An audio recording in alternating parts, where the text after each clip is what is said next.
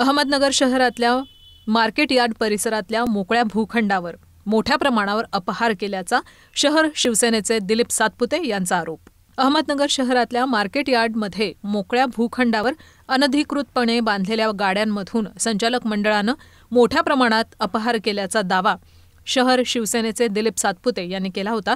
त्या विषयावर त्यांनी आवाज उठवत न्यायालयामध्ये दाद मागितली। त्यानंतर अनधिकृत असलेलं गाळ्यांचं बांधकाम न्यायालयानं पाडण्याचा आदेश दिला। पण 2 दिवसांपूर्वीच दिलीप सातपुते यांच्या विरोधात फुलांच्या व्यापाऱ्यांनी एक आंदोलन केलं।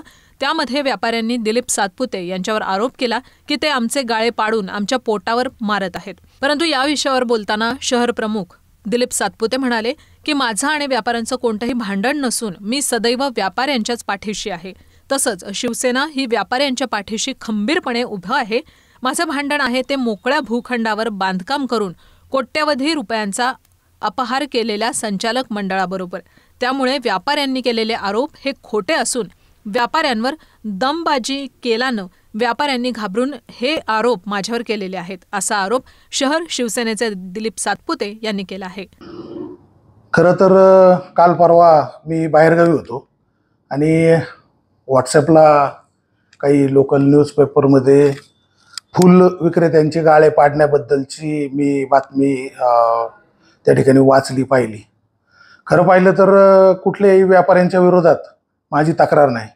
माझी तक्रार आम्ही सर्वजण मिळून जे भांडत आहोत ते आपण फक्त याच्यासाठी भांडतोय, ओपन स्पेस जे बाजार समितीच्या आतले ओपन स्पेस आहेत, बाजार समितीच्या आतले जे रस्ते आहेत आणि त्या रस्त्यावर जे गाळे बांधून कोट्यवधी रुपयाची देवाणघेवाण करून व्यापाऱ्यांची फसवणूक झालेली आहे, त्या विरोधात साधारण 2007 साली तक्रार केली होती। ज्या ठिकाणी कोंडवाड्याच्या जागेवर गाळे बांधले होते त्यानंतर तक्रार केली होती जे शासनाने कांदा ग्रेडिंग शेडसाठी जे शासनाने निधी दिला होता त्या ओपन स्पेसमध्ये पत्र्याचे पार्टिशन करून जे गाळे बांधून कोट्यवधी रुपयाचा भ्रष्टाचार केला त्याच्या विरोधात माझी तक्रार होती।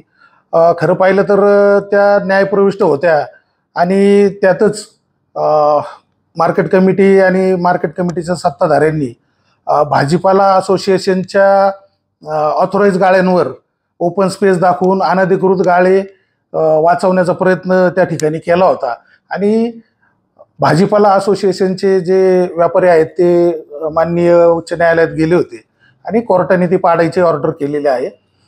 खरं पाहिलं तर फुल विक्रेत्यांचे जे गाळे आहेत ते अधिकृत गाळे आहेत, ते मंजूर रेखांकनातील अधिकृत गाळे असल्यामुळे तिथं हे जे अफवा पसरवणारे आणि माझी बदनामी करणारे जे लोक आहेत हे कुणीही गेलं तरी ते गाळे तिथले ते पाडू शकत नाही।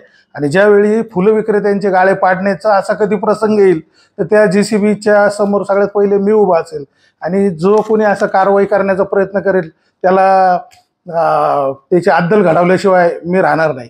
फुलं विक्रेते किंवा इतर कोणतेही व्यापारी असतील त्यांच्या बरोबर शिवसेना कायम राहिलेली आहे। आपण यापूर्वी सुद्धा पाहिलेलं आहे की अनिल भैया राठोड यांच्या बरोबर काम करत असताना आम्ही कायम व्यापाऱ्यांना संरक्षण हाच आमचा मुद्दा होता, त्यामुळं कुणीही घाबरण्याचं कारण नाही।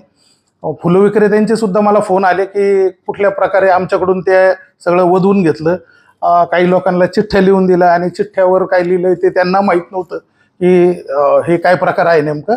परंतु लोकांची दिशाभूल करून मला बदनाम करण्याचा जो प्रयत्न आहे तो सफल होणार नाही। फुलं विक्रेत्यांचे कुठलेही गाळे पडणार नाही किंवा कुठलेही ऑथोराइज जे गाळे आहेत ते पडणार नाही। ऑथोराइज गाळे पाडण्यासाठी जर प्रयत्न बाजार समिती मार्केट कमिटीने केला तर सगळ्यात पहिले मी तिथं त्या JCB समोर उभं राहणार आहे। त्यामुळं फुलं विक्रेते असो किंवा कुठलेही व्यापारी असो त्यांनी या भूल थापांना बळी पडू नये अशी सगळ्यांना आग्रहाची विनंती।